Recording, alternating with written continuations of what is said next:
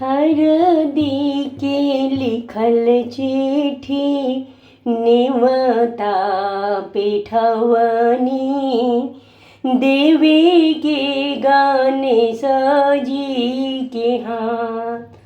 आरे हरदी के लिखल चिट्ठी नेवता पेठवनी देवी के गाने सजी के हाथ। आरे रौरे भरोसे बाबा जग हम ठननी रौरे लगाइब जगिया पार। बाबा रौरे भरोसे हम जगिया ठनवनी रौरे लगाइब जगिया पार। अरे हरदी के लिखल चिट्ठी नेवता पेठवनी देवी की गंगा जी के हाथ। आरे हरदी के लिखल चिट्ठिया नेवता पेठवनी देवी की गंगा जी के हाथ। आरे रौरे भरोसे गंगा मैया जग हम ठननी रौरे लगाइब बेड़ा पार।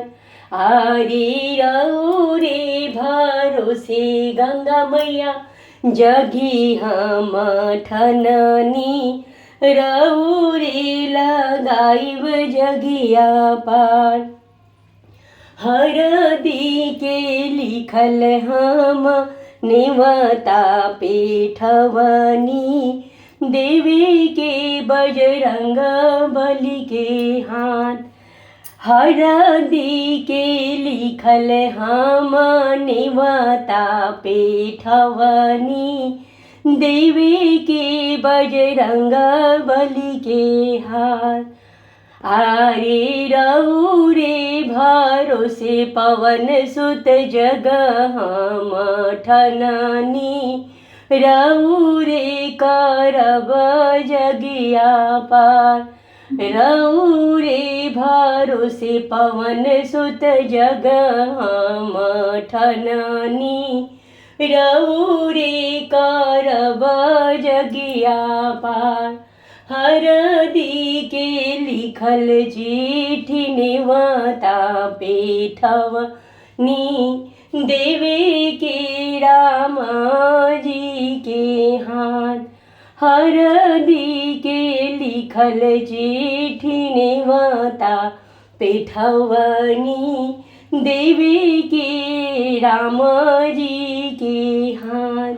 आरे रौरे भरोसे राम जी जग हम ठननी रौरे करब जगिया पार। आरे रौरे भरोसे राम जी जग हम ठननी रौरे लगाई जगिया पार। हरदी के लिखल चिट्ठी नेवता पेठवनी देवे के शिव शंकर जी के हाथ। हरदी के लिखल चिट्ठी नेवता पेठवनी देवे के शिव शंकर जी के हाथ। रौरे भरोसे बाबा जग हम ठननी रौरे लगाई जगिया पार। आरे रौरे भरोसे बाबा जग हम ठननी रौरे लगाई जगिया पार। हरदी के लिखल चिट्ठी नेवता पेठवनी देवी के दुर्गा माई के हाथ।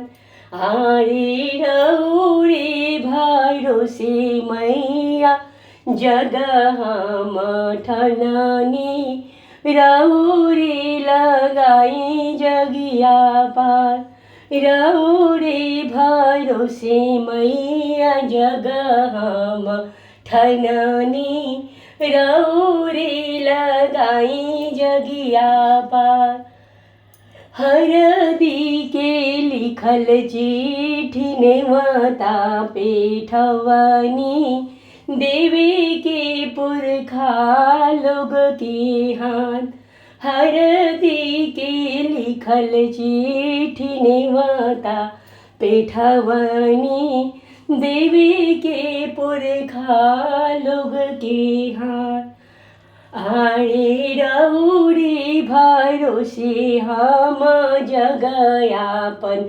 ठननी रौरी लगाई जगिया पार रौरी भरोसे हम जग आपन ठननी रौरी लगाई जगिया पार रौरी लगाई जगिया पार रौरी लगाई जगिया पार।